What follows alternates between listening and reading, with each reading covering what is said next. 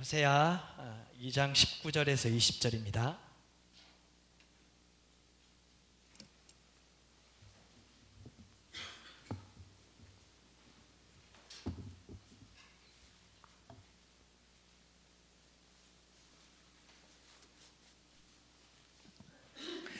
호세아 2장 19절에서 20절까지 말씀입니다.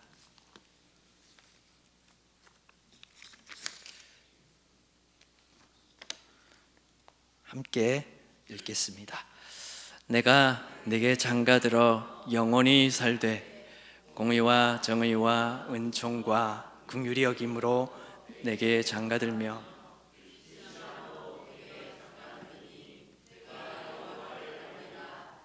아멘. 주님의 긍휼이라는 말씀의 제목입니다. 오늘 원래 말씀의 제목은 원래는 이 제목이었습니다. 내가 너와 살며 공의와 정의와 은총과 긍휼과 진실함으로 장가들리니. 너무 길지 않습니까? 그래서 줄였습니다.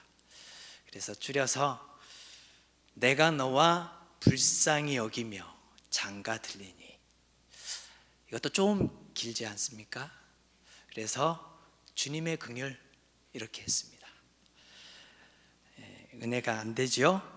자, 여러분 한동안 이 긍휼이라는 말씀의 설교가 좀 뜸했었던 것 같습니다. 그래서 이 긍휼이라는 주제,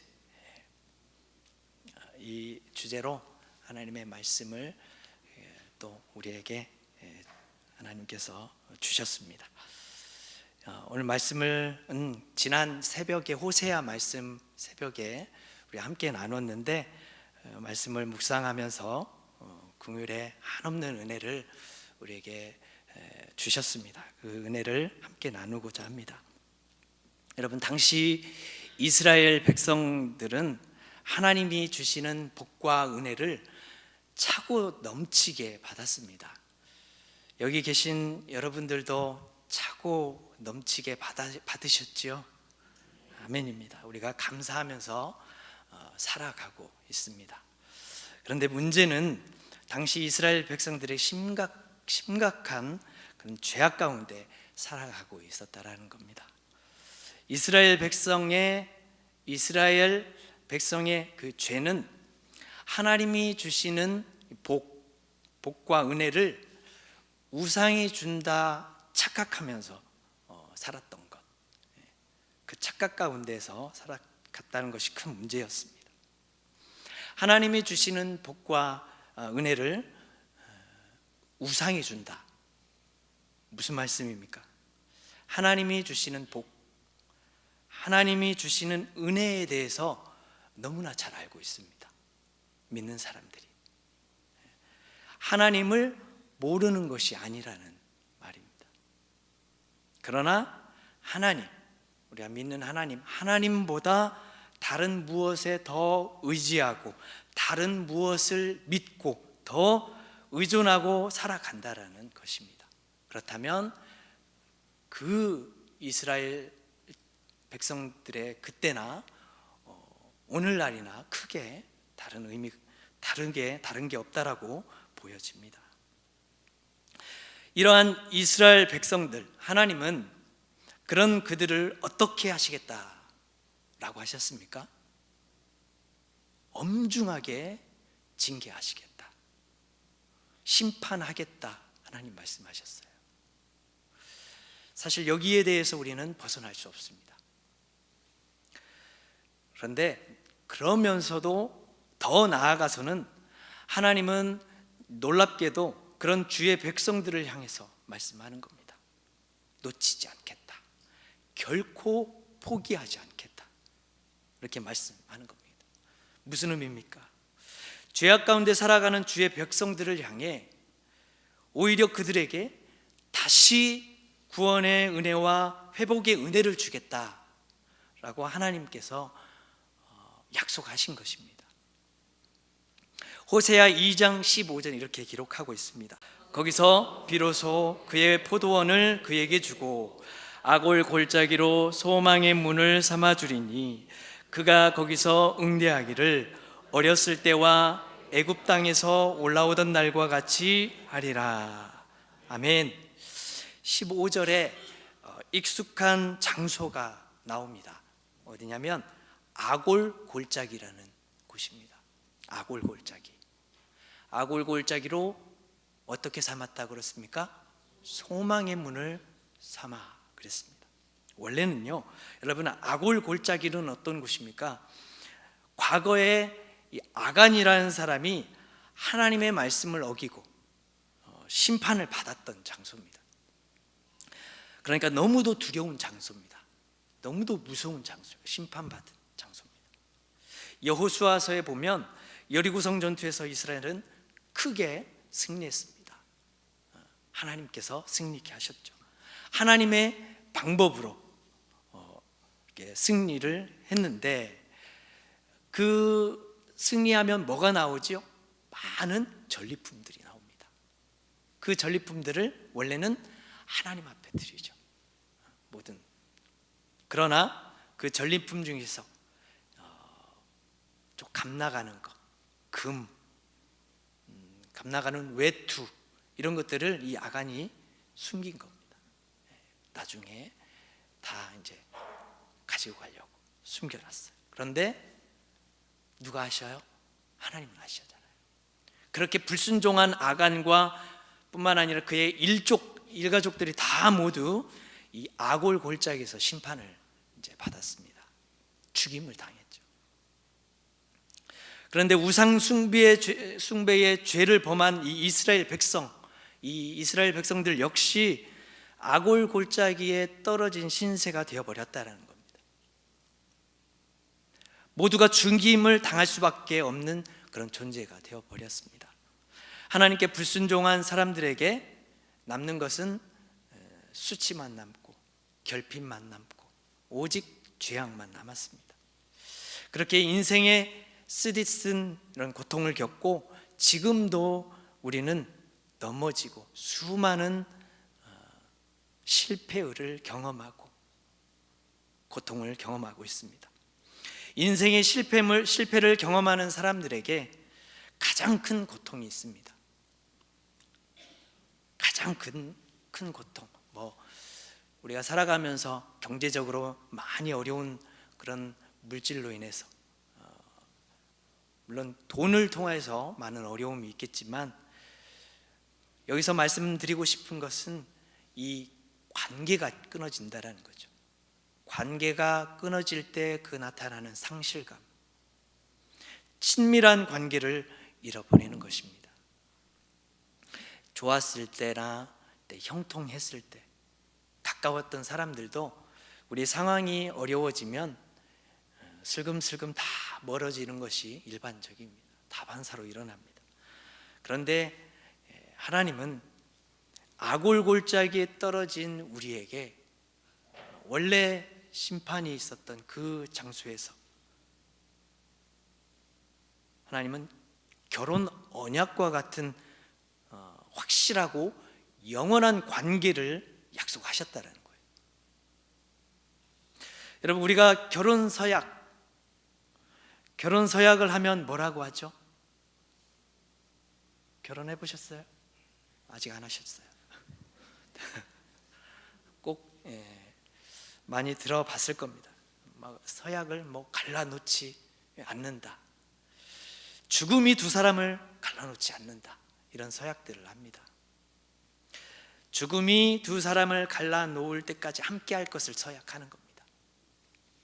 병들거나 또 건강할 때도 무슨 일이 있어도 변함없이 사랑할 것을 서약하고 약속합니다. 하나님은 우리가 어떤 상황에 놓여 있든지 간에 이렇게 남편이 아내를 사랑하듯이 우리를 돌보시겠다라고 약속해 하신 것입니다. 죄로 인해 우리는 더러워졌어요.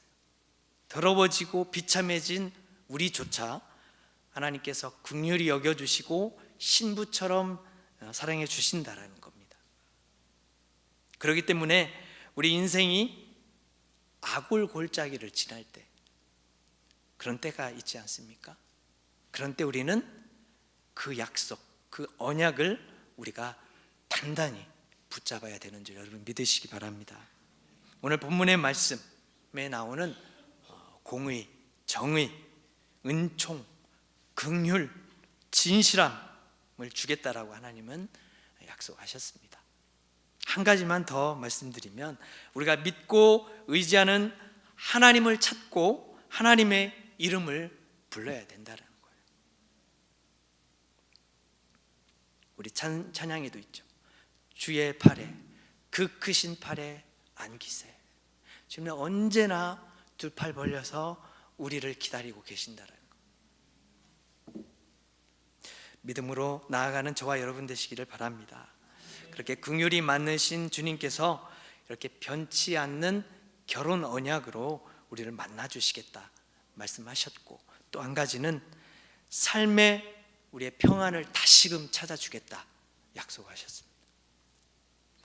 이스라엘 백성들은 이스라엘의 침략을 받아서 완전히 모든 것을 다 잃어버렸습니다. 전쟁이 그렇지 않습니까? 우리는 그래도 저희 세대는 전쟁을 겪지 않았는데 아직도 나라가 전쟁 중인 나라도 있고요. 나라가 산산조각이 나고 황폐가 되고 완전히 파멸만 남는 것을 우리가 보게 됩니다. 아이들이 죽고 임산부가 죽고. 그런데 하나님이 그들을 들짐승과 공중의 새와 또 해충으로부터, 그리고 활과 칼의 위험으로부터 지켜주시고 평안을 찾게 해주시리라 약속하셨다는 것. 우리 그 말씀 호세아 2장 18절 말씀 한번 봅니다. 호세아서 2장 18절입니다. 시작. 그 날에는 내가 그들을 위하여 들짐승과 공중의 새와 땅의 곤충과 더불어 언약을 맺으며 또 이 땅에서 활과 칼을 꺾어 전쟁을 없이 하고 그들로 평안히 눕게 하리라. 아멘. 아까 말씀드렸던 것처럼 아골 골짜기를 소망의 문으로 바꿔 놓겠다라는 말씀입니다. 어떻게 이런 일이 가능합니까? 여기 주변 보면 아무 일도 일어나지 않는데, 하나님과 우리 사이에는 죄로 인해서 가로막힌 담이 있었죠. 우리는 그 가로막힌 담을 그 어떤 방법으로도 우리는 허물 수가 없었습니다. 원래는. 그런데 그 막힌 담을 하나님이 허물어 주시겠다라고 약속을 하셨어요. 아골 골짜기에서 영원히 헤매는 처지였습니다, 원래는. 그런데 그 막힌 담을 하나님이 허물어 주시겠다 하신 겁니다. 히브리서 기자가 이렇게 말씀했습니다. 하나님 은혜의 보좌로 가까이 나아갈 용기를, 담대함을 우리에게 허락하여 주셨어요. 히브리서 4장 16절 말씀을 함께 보시겠습니다.